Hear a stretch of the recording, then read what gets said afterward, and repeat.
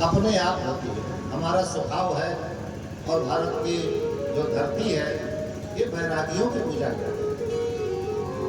बाबा रघु के तपोस्थली पर कल्पना करिए, ये जो सामने मुझे लगता है वट वृक्ष है, पीपल है या बरगद का पेड़ है, पीपल का पेड़ है। सत्थो अहम सर्व वृक्षेषु, सारे वृक्षों में मैं अश्वत्थ हूँ, ऐसा भगवान कृष्ण ने कहा है। तो अश्वत्थ हूँ मतलब अश्वत्थ तो भगवान ही है। वैज्ञानिक रूप से सिद्ध हो गया है कि पीपल 24 घंटे ऑक्सीजन देता है, 24 घंटे, इसलिए इसकी उपासना होती है। हमेशा देने की कोशिश करता है, हमेशा ऑक्सीजन फेंकता है, अपनी तरफ वायुमंडल को कभी नहीं खींचता, इसलिए उपास्य है, इसलिए भगवत तुल्य है, इसीलिए इसकी आराधना होती है। और जो सर्वत्र निर्विकार होगा, बैरागी होगा, उसी की सत्ता हमेशा हर काल में कायम रहेगी, इसलिए भगवान शिव अनादि काल से है। ऐसा प्रसंग आता गुरुदेव, भगवान शिव के विवाह के उपलक्ष्य में हम सारे लोग को आज प्रसंग है। सबसे पहले भगवान शिव के विवाह में गणेश की उपासना की। गोस्वामी जी ने लिखा कि गुरु अनुशासन गणपति पूजे शंभु भगवान, और आगे क्लियरिटी किया कि यह संशय जब करे नर को सुर अनाद ही जाए। भगवान शिव के विवाह में गणेश की उपासना कराया करते हैं। तो गणेश जी तो भगवान शिव के पुत्र थे, परंतु उनकी उपासना की गई। तो इस प्रकार से ऐसा समझिए कि अमृत से निकला हुआ छोटा अमृत क्या किसी काल के विषय हो सकता है? अमृत से निकला हुआ अमृत तत्व ही निकलेगा। और अगर भगवान शिव अमरता को प्राप्त है तो क्या गणेश जो है बिना अमर होकर निकलेंगे? तो संभव ही नहीं है। ऐसे ही भगवान शिव का सार्वकालिक उपासना और सार्वकालिक रूप से कितने अवतार हुए, आप देखेंगे हमारे बाबा हर अवतार में खड़े हैं। भगवान कृष्ण का, राम जी का चाहे अवतार हो, जैसा कि आप जानते हैं काकभूषुंड जी को लेकर के भगवान शिव दर्शन के लिए आए, चाहे वृंदावन के गोपेश्वर महादेव हो, तो उसी तरीके हर कालखंड में हमारे बाबा सिद्धनाथ जो है दर्शन भाव में विद्यमान।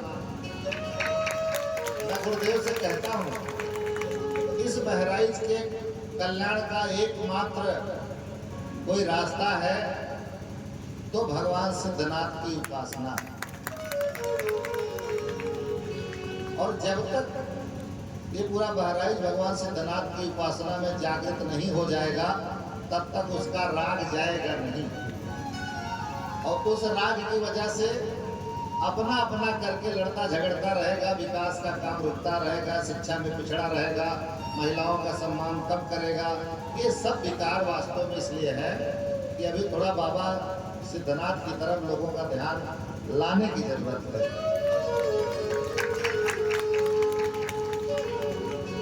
ये पूरा जैसे हमारे देश की व्यवस्था चलती है, न्यायपालिका है, विधायिका है, कार्यपालिका है, उसी तरह पूरे ब्रह्मांड की व्यवस्था है। जैसा कि आप जानते हैं कि पूरा ब्रह्मांड रजो जिसे जन्मन सत्यवृत्तये इसतो फला नाम प्रजा नाम प्रलय तमा स्थिते अजाय सर्ग स्थिति नाश हेतवे तरई मयाय त्रिगुणात् बने नमः।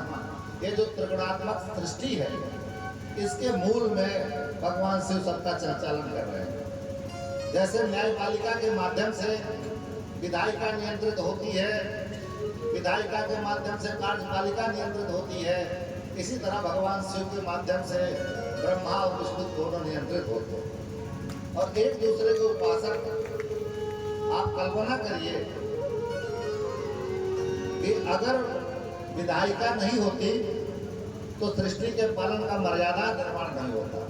सब तत्व का निर्माण ब्रह्मा जी ने किया और उसके मर्यादा में पालन पोषण हो, मर्यादा में आचरण व्यवहार हो, सृष्टि मर्यादा में चले, सूर्य अपने स्थान पर मर्यादा का पालन करे, चंद्रमा अपने स्थान पर मर्यादा का पालन करे, जल अपनी मर्यादा का पालन करे, वायु अपनी मर्यादा का पालन करे, अग्नि अपनी मर्यादा का पालन करे। ऐसी व्यवस्था का निर्माण और उसका संचालन भगवान विष्णु कर रहे हैं। और जब भी जरा सा विचलन होता है तो प्रलय लाने वाले भगवान शिव हैं, फिर सबको बराबर करते कहते गेम स्टार्ट। ऐसे चारों युगों में हमारे ब्रह्मांड का संचालन भगवान शिव के द्वारा किया जाएगा।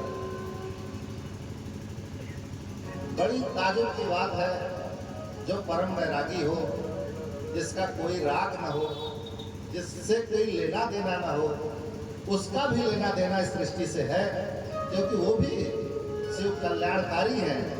व्यवस्था कल्याणप्रद तरीके से चलती रहे, इसलिए ऋषियों मुनियों के आग्रह पर, यद्यपि आपने देखा होगा सती जी के प्रसंग में भगवान को थोड़ा सा लगा कि सती थोड़ा मर्यादा के, प्रेम सती का दृढ़ है, इसलिए प्रेम की दृष्टि से कभी प्रहचन नहीं है। सती भगवान शिव की आजीवन है और जीवन जीवन है, इसमें कोई शिव को जरा सा भी कोई भ्रम नहीं हुआ। जो भ्रम हुआ वो इस बात का हुआ कि थोड़ा मर्यादा का पालन सती से नहीं हो सका। भगवान ने बार बार कहा कि साहब सती को थोड़ा मोह हो गया, प्रसंग थोड़ा घुसना उचित नहीं है, व्यासपीठ की मर्यादा है, पर मैं इतना कहूंगा, भगवान ने बहुत संकेत किया और उस संकेत के बावजूद भी सती को संदेह गया नहीं। उनको ये कहना पड़ा कि अब तुम अपना मेरे कहने से अगर संदेह नहीं जा रहा है तो जाके खुद परीक्षा ले लो।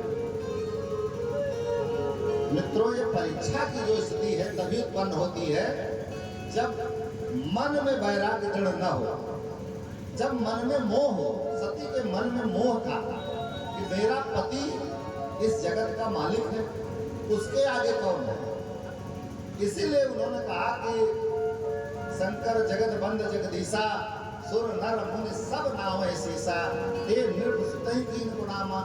उन्होंने इन दोनों बच्चों को प्रणाम किया।